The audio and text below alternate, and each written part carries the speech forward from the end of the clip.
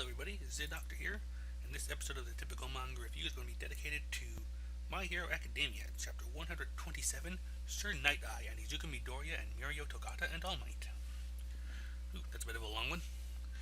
We open up with the immediate reaction of Sir Night-Eye to Deku's All Might impression, and his big issue with it, kind of as I expected, it's a bit of an anti-cliffhanger. Like, All Might doesn't have this wrinkle here. His crow's feet were originally 0.6 centimeters and grew to 8.8 centimeters during the Silver Age. Nowadays, even unlicensed goods are distinctly enough to reference their specific eras, or made like that. But like, Deku's like, whoa, hold on. Like, he's actually grabbing Deku's face while he's doing all this, possibly to undo the transformation. I'm not sure, but as he's kind of struggling with Night-Eye, he's like, he's watching, looking at the wall, like the whole office is filled with All Might stuff wall to wall. These posters are 10th anniversary exclusive goods, not for sale anywhere. I want them! There's no doubt this guy's totally a hardcore All Might fan. Oh, very unpleasant. Please leave at once. At this point, Deku brings up the vinegar suicide incident. That gets Night-Eye's attention. Like, he describes a situation where a teenager with a quirk that could change the properties of water was drowning in a river. All Might jumped in and rescued him. But while in a panic, the kid ended up turning the river's water into vinegar. And when All Might dove in, he got an eye full of it. Like in the interview right after, his eyes were all puckered up as he smiled. And that was the face Deku was trying to imitate a minute ago. Also, we see a picture of All Might back then. It's like, my eyes, they burn. Like, Night-Eye is obviously aware of this incident. It occurred before they were working together. It was even part of an NHA special broadcast on the matter. It looked back. There was no villain involved, and the whole thing was kind of plain compared to All Might's other exploits. It rarely comes up on fan site discussions, but I still love the story. Oh, okay. I think this is Deku actually. Like, there's no villain. Like, that's when I was kind of talking like Night-Eye for a bit there. Like, yeah, like it rarely comes out on fan site discussions, but I still love the story. Especially All Might's witty line after the teen apologized for everything. It is I, so thank you. My skin's looking 10 years younger. Oh, and then okay. Sorry, I'm getting my dialogue mixed up here. Like, Deku's like, the witty line after teen apologized. Night-Eye's like, it is I who said thank you. My skin's looking 10 years younger now. Yeah, that's the soul skin bit. And Night-Eye's looking at him. Did you attempt to replicate that? No, the kid himself was actually at my school once, but I couldn't bring it up. I just got too nervous. Night-Eye's like, looking at him, is like, the teenager's home life was to blame for the incident. Is that right? Now that I know the story, it makes sense. Meanwhile, Bubble Girl is like getting released from the tickle machine by Mirio. Is like, who is that kid? My junior at school. And Mirio's thinking to himself, like, the stoke might have fallen flat, but maybe this will land alright. And so we have Night-Eye kind of just laying out the details here. So in order to go stronger, he was to pursue a work study under me. And he gets the contract out and explains that once he stamps his personal seal on the contract, it's complete. That means this will not be like work studies offered in other fields, which may range from a day to a week long. You would be working here for 1 month minimum with compensation naturally.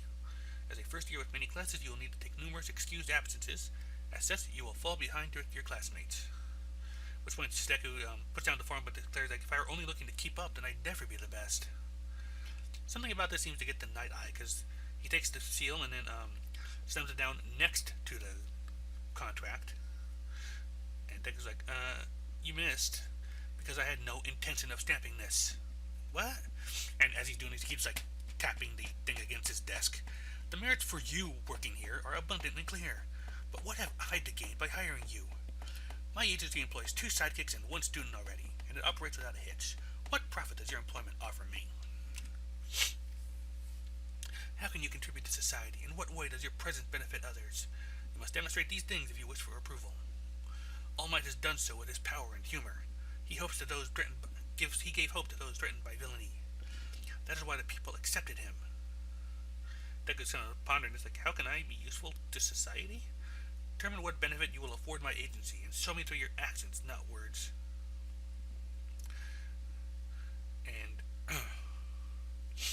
at this moment, Night-Eye holds up the stamp, like, 3 minutes. Steal my seal from me in the next 3 minutes, and if you truly wish to learn about heroism at my side, stamp the form yourself. Deku's like, what? Your sense of humor is appallingly bad. Nonetheless, I'm offering you a chance. I'm quite kind, aren't I? Mirio, Bubble Girl, leave the room. Oh, sure. Once more, with feeling. Yes, sir! And then outside, Bubble Girl and Mirio are talking like, Mirio, did your interview include a practical part like that? Nah, I was scouted by Sir from the start. Which makes Bubble Girl realize, like, he left you right off the bat? Jeez, I'm jealous, so jealous. But Mirio thinks to himself that could be bad for Midoriya, because up against Sir's quirk, pulling this off is basically impossible. Night Eye lays out the conditions. I will not fight back at all. Come at me with whatever sort of attacks you wish. Any amount of damage to this room is acceptable so long as you steal my seal. And so Deku charges, and he kind of lays out the idea like a frontal assault, or so you want me to think. From above, at this point, Deku stops and jumps, misses the grab. From above into another assault, and at this point, Night Eye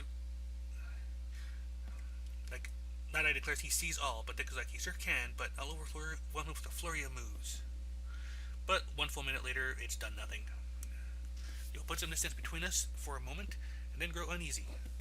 You're coming to terms with the fact that you have no counter for my foresight. At which point we get a narration that Sir Night Eye's quirk is foresight. By touching any part of the target and then locking eyes with him or her, Night Eye can see in advance every move the target will make for the next hour. And Night Eye notes that those conditions are a trade secret. And Deku realizing that there's number of moves isn't the problem. He needs a plan to counter the foresight, if it's even possible. I was looking forward to finding out what sort of person you might be. You may have the symbol's power, but you are utterly mediocre. With villains running amok, we begin to see a shadow descending upon the coming era. Given that, as I thought, One for All should have gone to Mirio. And that stops Deku cold. It's like, One for All Togata-senpai? I still have great respect and love for All Might, but on the matter of his successor, I failed to understand his vision. And Deku's thinking to himself that, as I thought, does that mean that Togata was a candidate before me? Does he know that himself? How did Night Eye and All Might come to learn about him? And wait, All Might obviously knows about this. Why didn't he tell me? Night Eye is like, do you really have the luxury of such lengthy consideration? Or are you fatigued, out of strategies? I was shocked when Mirio told me you wanted an introduction, so I might as well state this plainly. There was a far more suitable candidate for One for All. I cannot approve of you. That hits Deku hard, because he's thinking to himself All Might's words of, you can be a hero. The words he said that I made that day, everything I am, everything between me and All Might so far.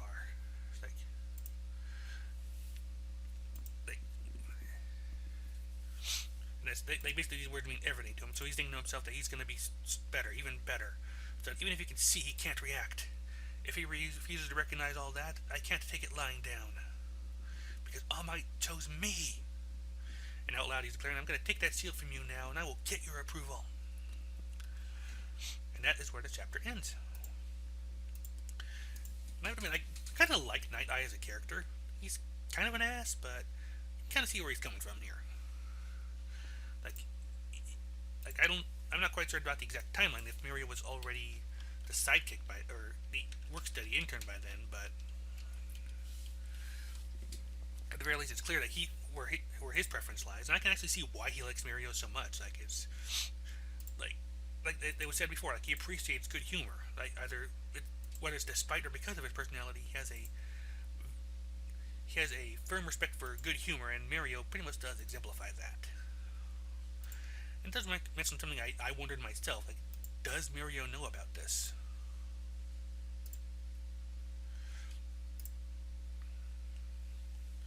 Does Mirio know that he was possibly a candidate to replace All Might? But I don't think he would, because there's no way to really do that without having him know about One for All. But at the same time, and I can't imagine Mirio wouldn't be such a good humor towards Deku on this. At the very least, there's no sign of any resentment or issues with that one way or the other. So maybe. Let's see here.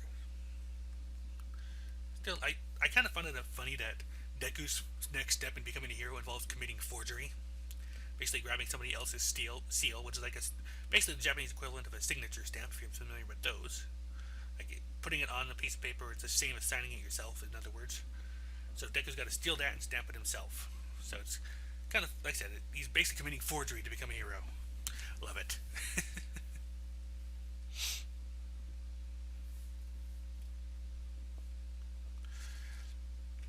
Let's see here. Also, I can't help but, like, with Night Eye's design, one thing I was here is, like, he's long. Like, his actions, his movements are, like, really swift. Like, the way they're drawn. Like, like when he just turns, like, it's got, like, a very fast blur of action to it. And then also when he's sitting at his desk, like, he's got these whole... His fingers are, like, really long in this whole little steeple thing. He's a long guy. Like, not necessarily tall, but long. Like, even his neck is long.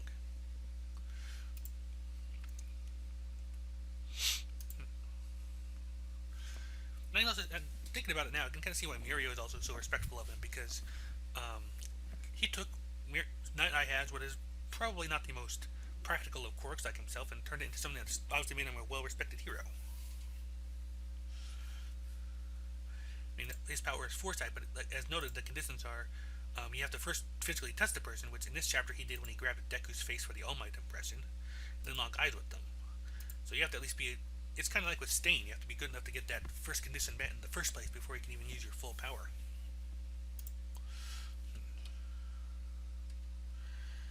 But anyway, I think what it is, like, I wonder now if Night Eye's respect or love of humor is blinding him to Deku's merits. Like, he sees Mirio as almost like All Might 2.0. Let's face it, he kind of is, personality-wise. I mean, it's obvious why Mirio was the candidate. And that is definitely not Deku in any way.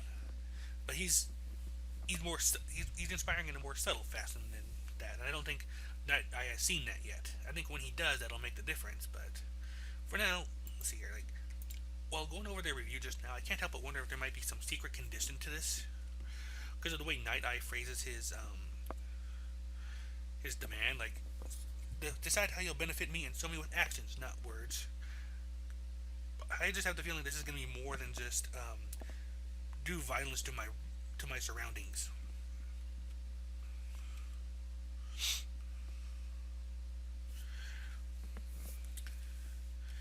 At the very least, though, like, I do wonder if this is going to make a difference, because this whole situation, like, where Deku's thinking, like, go so fast, so hard that he can't react even if he predicts it, it always puts me in mind of the Satori fight from One Piece, because that's pretty much how they beat him on there.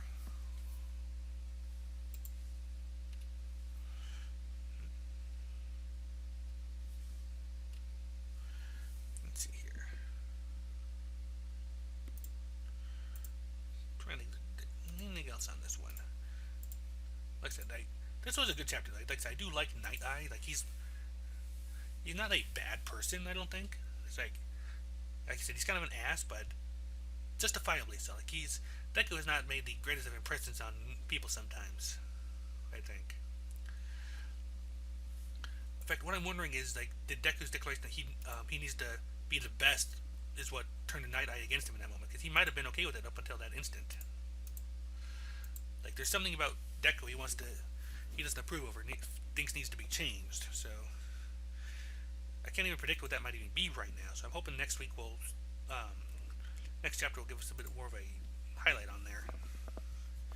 But for now, I'm going to go ahead and call the review at this point. Just kind of let it go.